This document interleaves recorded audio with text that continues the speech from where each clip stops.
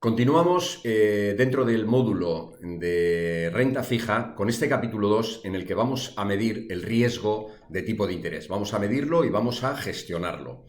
Y empezamos con una medida de sensibilidad que nos va a ayudar a esa medición y a esa gestión del riesgo de tipo de interés, que es la duración de Macaulay. En un primer momento vamos a ver el concepto de lo que es la duración como una media de los vencimientos de los flujos del bono.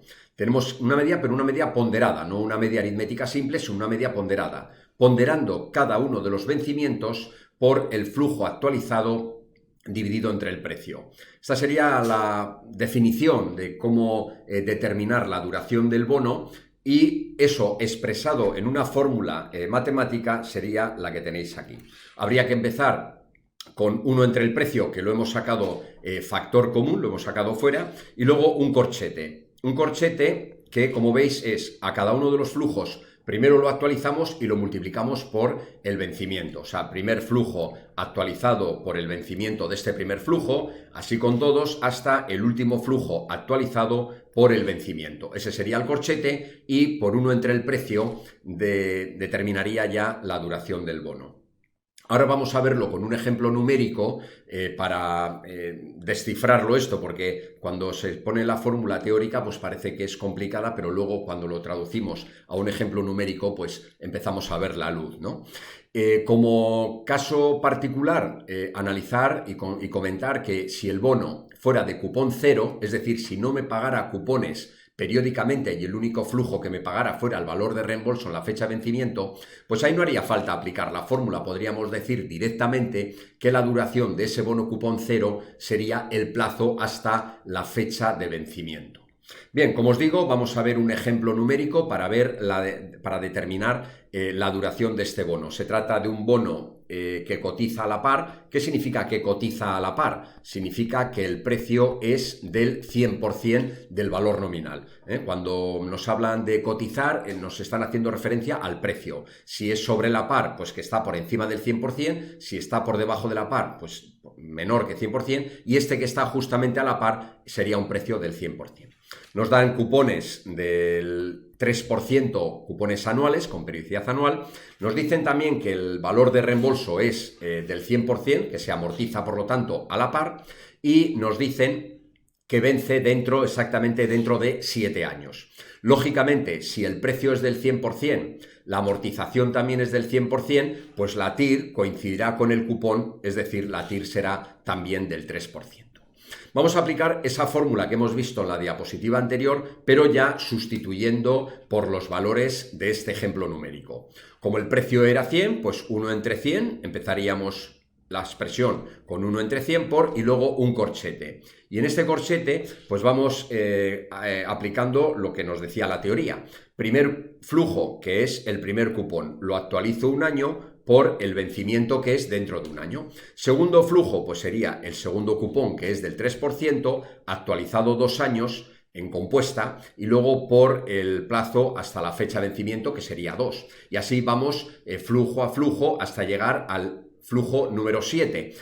Justo en la fecha de vencimiento, ahí no solamente está el último cupón del 3%, sino el valor de reembolso del 100%. Es decir, sumando 100 más 3 sería 103, que lo actualizamos 7 años y lo multiplicamos por justo el vencimiento de ese último flujo de 103. Hacemos entonces el cálculo de este corchete, dividimos entre 100 y llegamos a la expresión, o al valor, mejor dicho, de 6,42 años. Bien, alguno igual está pensando, vaya rollo, todos estos cálculos, ¿no habrá alguna forma más abreviada, más segura, con alguna función de la calculadora financiera que me permita calcular la duración de una manera inmediata y directa? Pues no. Así como tenemos la función BON para calcular el precio cupón, el precio entero y el cupón corrido de un bono, para el cálculo de la duración no tenemos una tecla que directamente me calcule la duración, pero sí tenemos una tecla que me permite calcular este corchete. Que bueno, lo único que tendríamos que hacer es luego dividir entre el precio, recordar que hay que dividir entre el precio. Entonces os voy a explicar cómo con la función cash podríamos determinar el cálculo de ese corchete. Pulsaríamos la función cash y a la pregunta del tipo de interés, pues tendríamos que decir el 3%, que es la TIR, que es la tasa de actualización que estamos utilizando en este ejemplo. Entonces, en I ponemos 3, exe, y en CSH Editor X pulsamos la tecla exe para introducir los diferentes flujos y para que con esta tecla cash podemos determinar el valor actual de todos estos flujos. Pero tener cuidado a la hora de introducir los flujos, porque en t igual a 0, o sea, en t igual a 0 no hay flujo, o sea, el primer flujo es el primer cupón anual, que es al cabo de un año. En t igual a 0 no hay flujo. Luego, cuidado que el primer flujo tenéis que poner 0. En el segundo flujo tenéis que poner 3 por 1, 3 por 1, que es 3. En el siguiente 3 por 2, que es 6. Y así vais poniendo todos los flujos. 3 por 3, que es 9, 3 por 4, 12, luego el siguiente sería 15, el siguiente sería 18, y ya cuando toca el turno al último flujo, que sería el flujo que está al cabo de 7 años, ahí, cuidado, tenemos que hacer 103 por 7. Podemos hacer 103 por 7, que es 721, o directamente poner en el flujo 103 por 7 y al pulsar a exe, pues nos aparecerá el producto de 721.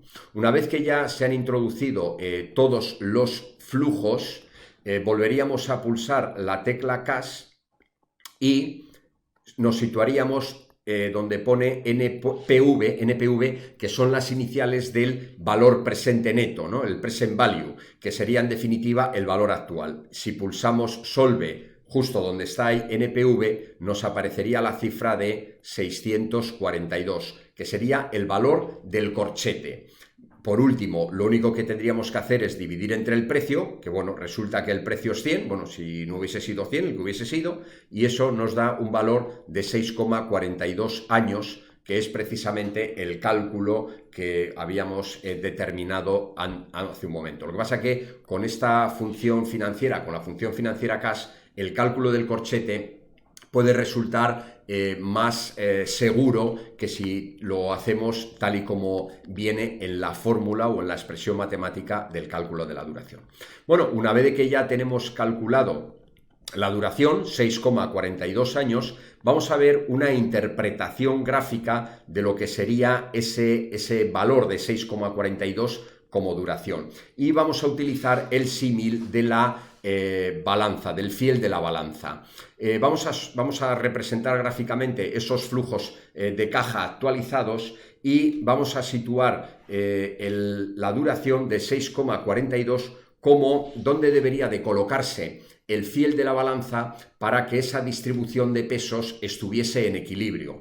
Daros cuenta de que el último flujo, el que está justo en la fecha de vencimiento, es significativamente más grande que el resto, porque primero van los cupones y como último flujo, además del último cupón, está el valor de reembolso. Por lo tanto, el peso justo en la fecha de vencimiento es mucho mayor que el resto de los pesos.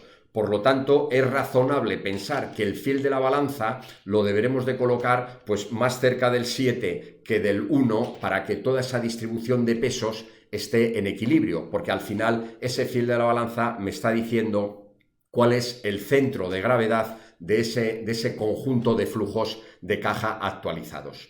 Eso sería, digamos, una forma intuitiva de ver por dónde estaría la duración. Claro, pero hay que hacer el cálculo, como lo hemos hecho anteriormente, para llegar a la cifra de 6,42. ¿Y para qué sirve la duración? Porque ya hemos visto el concepto, ya hemos visto cómo se calcula, incluso utilizando el símil del fiel de la balanza, pero ¿para qué sirve la duración? Pues sirve como una medida de sensibilidad ante variaciones de la TIR. Concretamente, si os fijáis en esta expresión, yo veo que puedo determinar la variación relativa del precio como menos, importante lo del signo, menos la duración por la variación relativa de la TIR. El menos es muy sencillo, es porque la relación que existe entre el precio y la TIR es una relación inversa. Ya lo vimos en el primer principio de Malkiel. Bueno, pues lo tenemos que reflejar también en la expresión que me relaciona la variación relativa del precio con la variación relativa de la TIR. De tal manera que ante unas expectativas alcistas en los tipos de interés, nos interesará invertir en activos de renta fija con duración pequeña. Sin embargo, si las expectativas sobre los tipos de interés son bajistas, nos interesará que la duración sea grande, para que el efecto sea más beneficioso para nosotros. ¿Qué vamos a ver ahora? Para finalizar, la duración modificada. La duración modificada, o también llamada duración corregida de un bono, que no es otra cosa que la duración que hemos determinado antes, dividirla entre 1 más la TIR. Por eso se llama modificada, porque estamos modificando la duración dividiéndola entre 1 más la TIR. De esa manera, la expresión de antes queda un poco más sencillita y vemos que la variación relativa del precio es aproximadamente igual a menos la duración modificada por la variación absoluta de la TIR. Es decir, así como antes en la diapositiva anterior la duración relacionaba variación relativa del precio con variación relativa de la TIR, aquí vemos que la duración modificada relaciona la variación relativa del precio con la variación absoluta de la TIR.